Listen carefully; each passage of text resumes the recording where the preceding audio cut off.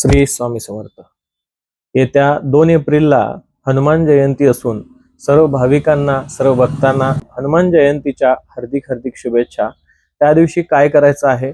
सकाळी ब्रह्ममुहूर्तावरती स्नान करून, स्वच्छ कपडे धारण करून, किंवा ज्यांच्याकडे सोहळं असेल तर त्यांनी सोहळं नेसलं तरी चालेल.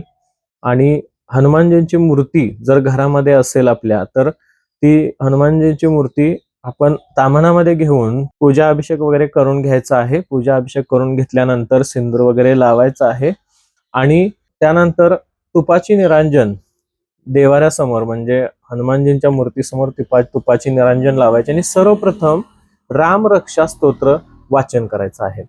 रामरक्षा स्तोत्र वाचन करत असताना इतरत्र कुठेही लक्ष जाणार नाही याची आपण काळजी घ्यायची आहे.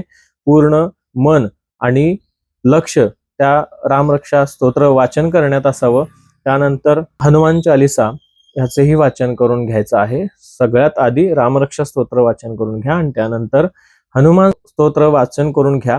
त्यानंतर हनुमानजींना लाडू नैवेद्य वगैरे दाखवून घ्या. त्यानंतर एक पान सुपारी, विडा आणि नारळ हा आपल्या जवळच्या कोणत्याही हनुमानजींच्या मंदिरामध्ये जाऊन आपण हातामध्ये नारळ पकडून आपली मनोकामना पूर्ण होण्यासाठी किंवा इच्छा वर्तवून तो नारळ त्यांच्या चरणापाशी ठेवायचा आहे आणि नमस्कार करून आपण घरी यायचं आहे. त्या दिवशी लहान मुलांना लाडू खायला द्यायचे आहेत.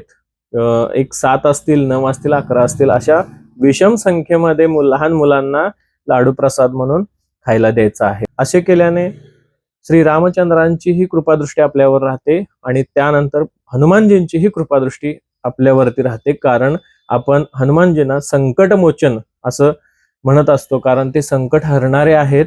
त्यामुळे आपण त्यांना मनोभावे पूजा करून त्यांना नमस्कार करायचा आहे. म्हणजेच ह्याला प्रार्थनापूर्वक नमस्करोमी असं म्हटलं जातं. त्यामुळे मनापासून जो काही नमस्कार करणार आहे आपण तो मनापासून करायचा आहे. धन्यवाद. श्री स्वामी समर्थ.